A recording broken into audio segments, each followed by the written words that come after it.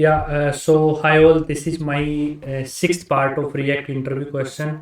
Okay, so मैं React पर full series बना रहा हूँ, इंटरव्यू क्वेश्चन पर फुल सीरीज बना रहा हूँ. सो मैंने 5 बना दिया, अब ये मेरा 6th है. So what ever question I feel कि ये बहुत इम्पोर्टेंट है एज ए इंटरव्यू, तो मैं लाइक यहाँ पर इंक्लूड कर देता हूँ और वीडियो में कवर करने की ट्राई करता हूँ. और मैंने गिटहब पे एक प्रोजेक्ट भी बना लिया है इंटरव्यू क्वेश्चन से रिलेटेड. सो आप वहाँ पर वो जाके भी देख सकते हो, like interview question and answer. तो यहाँ पर अगर आप सोर्स में जाओगे एंड इंटरव्यू तो रिएक्ट से रिलेटेड बनाए हुए हैं. तो फ्यूचर में मैं JavaScript and HTML CSS what ever question I feel कि ये इंपॉर्टेंट है मैं ऐड करता हूँ. ओके, सो आप देख सकते हो और पूरी पूरी प्ले लिस्ट को आप देख सकते हो. So now let's start. The first question of this part 6 is how to do deep and shallow object copy in JavaScript. So guys, ये बहुत like most important question मैं इसको बोलूँगा. Interview question. ओके, अगर आप जावास्क्रिप्ट का कोई interview question दे रहे हो सॉरी, तो कि क्या बोलेगा ना, वो इंटरनल वे से पूछेगा कि जैसे मैंने एक ऑब्जेक्ट बनाया, उसको मेरे को कॉपी करना है, तो वो कैसे करूँगा मैं.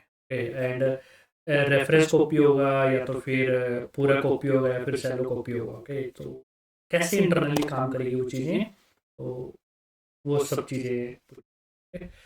सो पहले हम देखेंगे primitive data type. Okay, primitive data type like number, string, boolean, null और अनडिफाइंड, ये प्रिमिटिव डेटा टाइप्स होते हैं.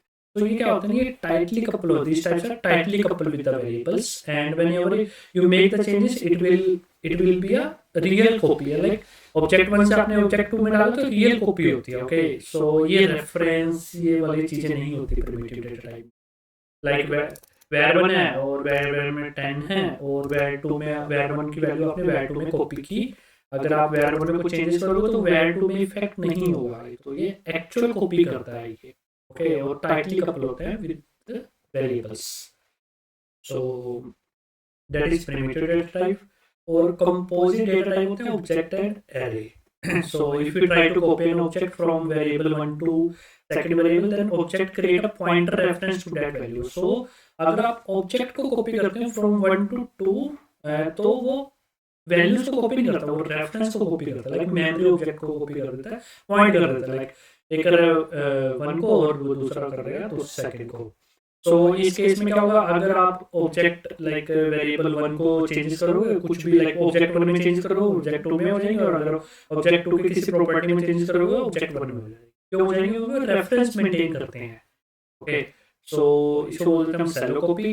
एंड सेलो कॉपी मींस जो फर्स्ट लेवल की कॉपी होती है ना, जो फर्स्ट लेवल ऑफ ऑब्जेक्ट, जो फर्स्ट लेवल होता है ऑब्जेक्ट का, जो उसके अंदर प्रॉपर्टीज होती हैं, उसमें वो कॉपी होता है. Okay, and like object contain property, और जो नेस्टेड ऑब्जेक्ट होता है, और एक ऑब्जेक्ट के अंदर नेस्टेड ऑब्जेक्ट होता है, वो एज ए रेफरेंस कॉपी होता है. बट जो फर्स्ट लेवल प्रॉपर्टीज होते हैं वो कॉपी होती है. तो हम कैसे कर सकते हैं सेलो कॉपी, लाइक स्प्रेड ऑपरेटर के थ्रू, स्लाइस मेथड के through, object dot assign array और कॉनकैट के थ्रू. एरे से रिलेटेड ये हो गए, एंड ये किससे रिलेटेड हो गए, ये एरे से रिलेटेड हो गए, एंड ये हो गए ऑब्जेक्ट से रिलेटेड. ये 2 ऑब्जेक्ट से रिलेटेड हो गई, ये 3 एरे से रिलेटेड. गाइस, इस पे मैंने फुल फ्लैश एक वीडियो बना दी है, आप वो जाके देख सकते हो. एंड या और एक होता है deep copy. So deep copy में क्या होता है कि हम फर्स्ट और नेस्टेड ऑब्जेक्ट को, जो भी हमारा फर्स्ट और नेस्टेड ऑब्जेक्ट होता है उसको हम कॉपी करते हैं. Okay, so any level like first second third any level of object होगा, हम ऑब्जेक्ट 1 टू ऑब्जेक्ट 2 में कॉपी करते हैं. So whatever changes you do in the object 2 it will not affect in the object 1. तो ये हो गया deep copy. तो पूरा कॉपी कर रहे हैं ऑब्जेक्ट 1 से ऑब्जेक्ट 2 में. सो अगेन ये लाइक लोडेस का मेथड है हमारे पास डीप कंपैरिजन करने के लिए.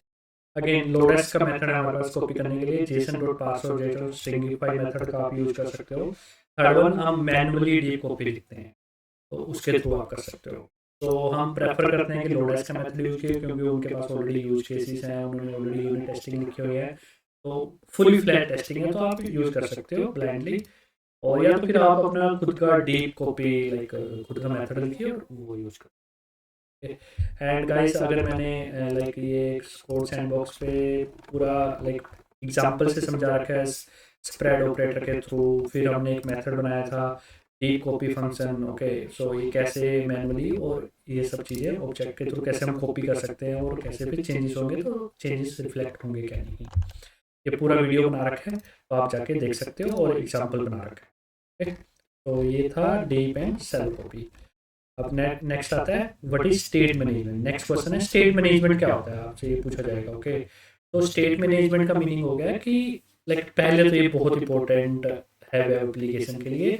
इट मीन्स हाउ, जो मीन्स अपनी एप्लीकेशन कैसे हैंडल करेगी डेटा को in the component between the components, और कैसे डेटा शेयर होगा from one component to another component. So उसको बोलते हैं स्टेट मैनेजमेंट। लाइक आपने बैकएंड से एक यूजर की डिटेल फैच की है, उसको हम मल्टीपल कंपोनेंट को अपने को शेयर करना है उस डेटा को, तो कैसे होगा। तो वो सब चीज़ें को बोल देते हैं हम स्टेट मैनेजमेंट करना।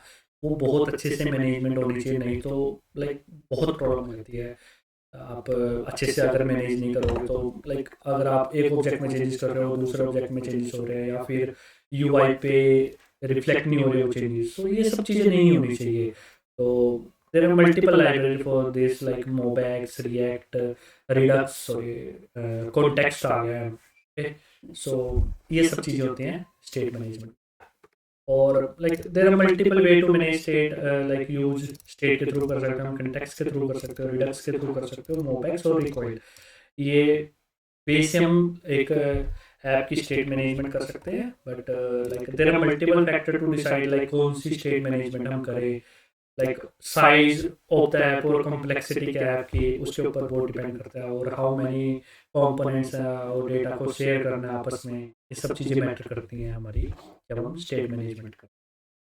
तो जैसे आप अगर आपका small state like small project आपका बिल्कुल माइनर सा 1 पेज का है, तो आप यूज स्टेट है फिर कंटेक्स्ट का यूज कर सकते हो, या फिर आप मीडियम स्टेट का तो आप रिकॉइल यूज कर सकते हो। रिकॉइल का अगेन मैं पूरा वीडियो बनाने वाला हूँ। अभी तक मुझे ऐसा लगता है कि हम मीडियम स्टेट के लिए रिकॉइल यूज कर सकते हैं। बट अगर आपको लार्ज टाइप की लाइक आपकी लार्ज एप्लीकेशन है तो उसके लिए आप रिडक्स या फिर मोबैक्स का यूज कर सकते हैं। सो ये है। And so now next question is what is MobX state management library। okay, तो MobX भी एक something like Redux की तरह है। Okay, same like Redux, so वो भी अगेन मैनेज कर रही है स्टेट्स को, और Redux की तरह हमारी MobX भी स्टेट मैनेजमेंट करती है। Just like both are the brother, MobX and Redux। So बस उनके जो नेम्स हैं लाइक जो कंसेप्ट्स हैं इंटरनली वो डिफरेंट हैं, but overall both are doing the same thing। okay, so it is an open source state management library. It helps to manage library in the web application, like and we can use। okay, so standalone है, there are multiple concepts हैं। okay, और frameworks like React View means okay it's same as Redux जो मैंने आपको बोला है। तो इसका standalone does not depend on any front end library or framework। सो ये स्टैंड अलोन ऐप है और लाइक लाइब्रेरी है, और it does not depend on any front end library और framework. So it can be use with like Angular, Vue, React, आप किसी के साथ भी इसको यूज कर सकते हो। And there are multiple concept in MobX. Like state होती है, स्टेट क्या करती है, डेटा होता है जो ड्राइव करता है योर एप्लीकेशन को। State can be an object, array और प्रिमिटिव वैल्यू, कुछ भी हो सकता है। एक स्टेट लाइक वैल्यू हो सकती है, एक ऑब्जेक्ट हो सकता है, कैरे हो सकता है। स्टोर क्या करता है, स्टोर क्या करता है, मल्टीपल्स वैल्यूज को स्टोर करता है, मल्टीपल लाइक मल्टीपल स्टेट को कंटेन करता है एक स्टोर। एक ट्री लेवल का एक स्टोर होता है, उसके अंदर मल्टीपल स्टेट होती हैं हमारी। एंड फिर एक स्टेट चेंज होगी तो यूआई से अपडेट हो जाएगा। ओके, ये सब चीज़ें रहती हैं। State is an and data structure like array, object, primitive value. We should mark all the value in the store as observable so that MobX can track it। okay, so हम observable बना देते हैं तो MobX उसको track करने के लिए। Again एक एक्शन होता है, so action are methods। Plain JavaScript का एक मेथड होता है मैनिपुलेट करने के लिए, जो हम स्टेट के अंदर जो भी वैल्यू को अपडेट करेंगे ना वो एक्शन के थ्रू करेंगे। We can trigger action on user event, backend, data post. और नेक्स्ट वन है observer. So it is a higher order component which help us to like whenever the state change, so UI हमको re-render करना होता है तो उसके लिए observer हमारा करता है। अगेन ये आप डॉक्यूमेंटेशन है, आप वहाँ पर जाके थोड़ा और स्टडी कर सकते हो। आई थिंक मैंने एक इनका इमेज भी कॉपी किया, नहीं एक मिनट रुको, मैं एक इमेज कॉपी कर लेता हूँ। ये चीज़ कैसे काम करती है। सो ये देखो इवेंट, जैसे कोई भी यूआई से इवेंट ट्रिगर हुआ, ये यूजर बटन क्लिक किया तो एक्शन पे जाएगा, एक्शन क्या करेगा, अपडेट करेगा स्टेट को एंड फिर नोटिफाई कर देगा कंप्यूटर वैल्यू को और फिर यूआई को अपडेट कर देगा। अगेन वही इवेंट चलेगा, एक्शन होगा, ऑब्जर्वेबल, सेम चीज़। सो ये सब चीज़ें हैं। अगेन मैंने मोबैक्स पे फुल फ्लैश प्लेलिस्ट बना रहा हूँ, आप वो पूरा जाकर देख सकते हो। ओके गाइस, सो इस वीडियो में मैंने थ्री क्वेश्चंस को कवर किया है।